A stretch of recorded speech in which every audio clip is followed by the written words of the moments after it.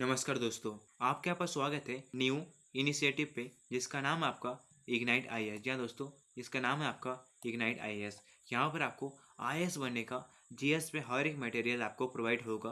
तो दोस्तों, अगर आप लोग भी यूपीएससी टारगेट कर रहे हो या फिर आप एसएससी, सीजीएल या फिर आप जिस भी एग्जामिनेशन की टारगेट कर रहे हो, उसमें आपका जो जीएस का पर्सन रहता है उसमें आपका 100% कंट्रीब्यूशन आपको इस चैनल से मिलती रहेगी। तो दोस्तों, अगर आप लोग भी अपने जीएस को मजबूत करना चाहते हो, आपने यहाँ पर सही चैनल पे क्लिक किया है। यहाँ पर आपको डेली बेसिस पे जीएस का न्यू टॉपिक देखने को मिल जाती है। जैसे आज इस वीडियो के अंदर हम लोग डिस्कस करने वाले दो इम्पोर्टेंट टॉपिक्स, जिसका नाम आपका नीति आयोग एंड हम लोग देखने वाले after the resignation of A CM, यानी कि जब आपका रेजिग्नेशन होता है किसी भी सीएम का, उसके बाद कौन सा ऑफिसर कौन सा स्टेप आपके यहाँ पर उठाता है। तो हम लोग आज इस वीडियो के अंदर इस आर्टिकल को डिटेल से डिस्कस करने वाले हैं। तो अगर आपको डेली ऐसा ही अपने जीएस को मजबूत करना है, आपके यहाँ पर ज्वाइन करना है इग्नाइट आईएएस यूट्यूब चैनल को। तो फटाफट से चलिए डिस्कस करते हैं फर्स्ट आर्टिकल को। तो फर्स्ट आर्टिकल देखिए, after the resignation of A CM, यानी कि सीएम जब आपका रेजिग्नेशन लेटर आपका साइन करता है उसके बाद क्या होता है। तो यहाँ पर आपको देखने को मिल जाती है जब आपका गवर्नर है वो आपका की रोल प्ले करता है। जब आपका कोई एक सीएम अपना जो है रेजिग्नेशन लेटर देते हैं, वहाँ पर आपका क्या है, सीएम के अपॉइंटमेंट के लिए आपका गवर्नर एक इम्पॉर्टेंट रोल प्ले करता है। तो according to article 164 clause 1 of the Indian constitution, the governor appoint the CM of a state, यानी कि आपका इस आर्टिकल के अकॉर्डिंग जो है आपको जो गवर्नर है वो आपके सीएम को अपॉइंट करते हैं। देखो गवर्नर क्या करता है, यूजुअली क्या करता है, इनवाइट करता है लीडर ऑफ द पार्टी जिसके पास आपका मेजोरिटी थी of the state legislative assembly. तो जब आपका स्टेट लेजिस्लेटिव असेंबली है उसमें जिसके पास मेजोरिटी थी उसके जो हेड है यानी कि जो आपका लीडर है उसको इनवाइट करते हैं, ठीक है, to form the government and became the new CM. And new government form करने के लिए एंड सीएम बनने के लिए इनवाइट करते हैं। बट उसके बाद क्या है, CM must be able to prove their majority in this legislative assembly. तो सीएम को क्या करना होता है, उसको जो है प्रूव करना होता है कि उसकी मेजोरिटी है ये आपका लेजिस्लेटिव असेंबली में सच में है। देखो, the government typically invites the leader of the party that hold the majority of the seats in the assembly, और in case of coalition the leader who command the support of the majority in the members. Coalition मतलब आपको पता होगा, यानी कि गठबंधन, दो चार पार्टी ने मिलके एक स्ट्रॉन्ग पार्टी बनाया है, ठीक है। उस टाइम पे क्या होगा, आपका जो मेजोरिटी को यहाँ पर आपका कमांड कर रहा है उस पार्टी के लीडर को यहाँ पर आपको बुलाया जाता है। तो यहाँ पर आपका अगर इफ नो पार्टी और coalition is able to form a government, अगर कोई भी पार्टी या फिर आपका कोलिशन वो आपका अनेबल है to form a government, then the governor may इधर dissolve the legislative assembly and call for fresh election. तो यहाँ पर क्या हो सकता है, आपका डिसॉल्व करने का यहाँ पर जो गवर्नर है वो आपको ऑर्डर दे सकते हैं, या फिर वो कह सकते हैं कि फ्रेश इलेक्शन जो आपका कंडक्ट हो, या फिर आपके यहाँ पर प्रेसिडेंट रूल भी देखने को मिल जाती है as a temporary solution until the government is form. जब तक यहाँ पर आपका गवर्नमेंट फॉर्म नहीं हो जाता तो यहाँ पर आपका जो प्रेसिडेंट रूल भी लग सकता है उस पर्टिकुलर स्टेट के ऊपर। देखो अब क्या है, इन सम केसेस यहाँ पर आपका जो है कन्फ्यूजन रहता है about who will form the next government, यानी कि नेक्स्ट गवर्नमेंट कौन फॉर्म करने वाला है, इसके बीच जो आपके यहाँ पर एक कन्फ्यूजन रहता है। तो यहाँ पर आपको क्या है, the governor might appoint an acting CM, यहाँ पर आपका एक एक्टिंग सीएम को अपॉइंट कर सकते हैं और allow the outgoing CM, and जो आपका आउटगोइंग सीएम है वो जो आपका कंटिन्यू कर सकते हैं एज अ केयर टेकर के रूप में, ठीक है, until the new CM is appointed, जब तक यहाँ पर आपका न्यू सीएम का अपॉइंटमेंट नहीं हो जाता है। तो यहाँ पर हमने इस आर्टिकल को डिटेल से डिस्कस किया। एंड अगर आपको इसका पीडीएफ चाहिए, आपके यहाँ पर आना है इग्नाइट आईएएस के टेलीग्राम चैनल पे, यहाँ पर आपको जो है पीडीएफ आसानी से देखने को मिल जाती है, ठीक है। अभी हम लोग डिस्कस करते हैं अबाउट नीति आयोग। तो दोस्तों देखो, हम लोग बात करने वाले हैं अभी नीति आयोग के बारे में। तो इसके लिए आपको सबसे पहले जानना है कि यूपीएससी के लिए इंपॉर्टेंट किस हिसाब से यहाँ पर आपका हो जाता है।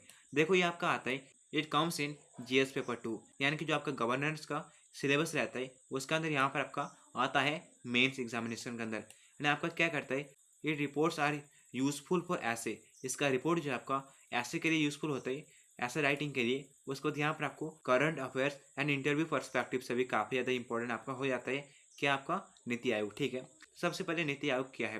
नीति आयोग stand for national institution for transforming India, यानी कि नेशनल इंस्टीट्यूशन है ट्रांसफॉर्मिंग इंडिया के लिए, ठीक है। It is a policy think tank of the government of India. देखो ये जो कीवर्ड है आपका पॉलिसी थिंक टैंक, ये आपका इंपॉर्टेंट है, ठीक है। यहाँ पर आपके MCQs में आ सकता है कि पॉलिसी थिंक टैंक हम लोग इसको कंसिडर करते हैं, तो यहाँ पर आपका आंसर हो जाएगा नीति आयोग। ठीक है, देखो नीति आयोग है क्या। It helps the government by giving ideas, strategies and suggestion for the countries development. तो कंट्रीज के डेवलपमेंट के लिए ये आपका आइडियाज देता है, स्ट्रेटजीज देता है, सजेशन देता है कि इंडिया को कैसे इनिशिएटिव्स को लॉन्च करना चाहिए, सो दैट जो आपका इंडिया है वो आपका डेवलप करे।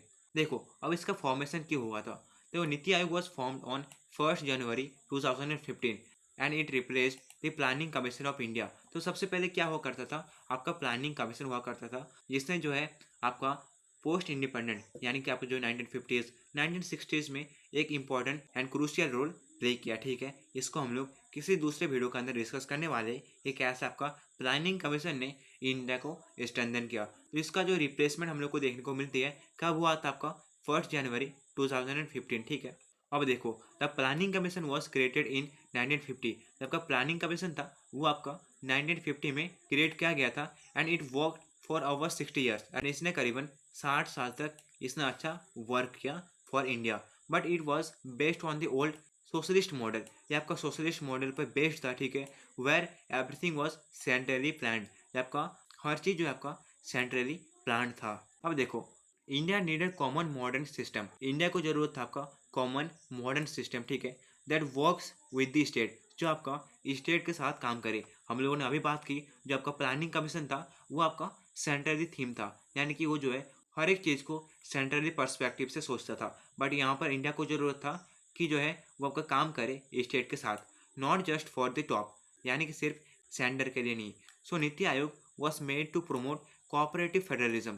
फेडरलिज्म मतलब आपको पता होगा, यानी कि जहाँ पर जो आपका 2 फॉर्म्स ऑफ गवर्नमेंट हो, आपका एक स्टेट गवर्नमेंट एंड आपका जो है सेंट्रल गवर्नमेंट। तो आपका फेडरलिज्म का मतलब ये होगा। ठीक है, तो आपका कोऑपरेटिव फेडरलिज्म मतलब क्या है, which means the centre and state plan together, जहाँ पर आपका सेंटर एंड जो स्टेट है ये आपका एक साथ प्लान करते हैं, सो दैट इंडिया का ग्रोथ जो है सिर्फ सेंट्रली बेसिस पे नहीं, एज वेल एज स्टेट भी काफ़ी ज़्यादा ग्रो करे। अब देखो स्ट्रक्चर की बात कर रहे थे नीति आयोग की। The prime minister is the chairperson of the NITI Aayog. तब का चेयरपर्सन कौन होता है, प्राइम मिनिस्टर होता है, काफ़ी इंपॉर्टेंट फैक्ट है। ठीक है, उसके बाद देयर से वाइस चेयरपर्सन, ठीक है, appointed by the prime minister. तो प्राइम मिनिस्टर के द्वारा एक वाइस चेयरपर्सन को भी अपॉइंट किया जाता है and it also has a CEO who manage the daily work. अब देखो मेजर फंक्शन क्या है नीति आयोग की, it gives advice to government, आपका गवर्नमेंट को एडवाइस देता है on important issues like health, education, economy and environment. तो आपका जो है काफ़ी इंपॉर्टेंट पॉइंट है कि ये जो है आपको health, education, economy and environment को डेवलप करने के लिए गवर्नमेंट को जो है आइडियाज़ देते हैं। It help in collecting data, data को कलेक्ट करने के लिए, research and making policies based on evidence and not just opinion. तो आपका ओपिनियन के बेसिस पे नहीं बल्कि ये जो है एविडेंस के बेसिस पे काम करता है, जो आपका बहुत ज़्यादा इंपॉर्टेंट पॉइंट है इंडिया को ग्रो करने के लिए। अब देखो लास्ट की चीज़ें कि आपका इंपॉर्टेंट इनिशिएटिव्स क्या है नीति आयोग की। तो आपका अटल इनोवेशन मिशन, ठीक है, AIM, जिसका आपको शॉर्ट फॉर्म है, यानी कि जो है आपका to encourage startups and young innovators को। उसके बाद आपका health, education and agriculture reforms, यानी कि जो आपका NITI Aayog gives reports and suggestion to improve this areas. तो कैसा आपको इस एरियाज को इम्प्रूव करना है वो आपका इनिशिएटिव्स है नीति आयोग की। देन हम लोग सस्टेनेबल डेवलपमेंट गोल इंडेक्स की बात करेंगे, जो आपका जो है नीति आयोग के द्वारा पब्लिश होती है टू चेक हाउ, वेल नहीं होगा वेल होगा, ठीक है, यहाँ पर वेल होगा, India is doing in global areas. तो ग्लोबल एरियाज पे इंडिया कैसे वर्क कर रहा है, कैसे डेवलप कर रहा है, इसका जो रिपोर्ट है आपका ये आपका पब्लिश करता है नीति आयोग। तो आई होप आपको ये वाला वीडियो काफ़ी ज़्यादा पसंद आई होगी। तो दोस्तों इस चैनल के थ्रू आपको ऐसा ही इन्फॉर्मेटिव वीडियो डेली बेसिस पे मिलती रहेगी पॉइंट फॉर्म में। तो दोस्तों अगर आपने अभी तक सब्सक्राइब नहीं किया है तो चैनल को जल्दी से जल्दी सब्सक्राइब करें एंड मिलते हैं अगली वीडियो के अंदर। तब तक के लिए बाय बाय।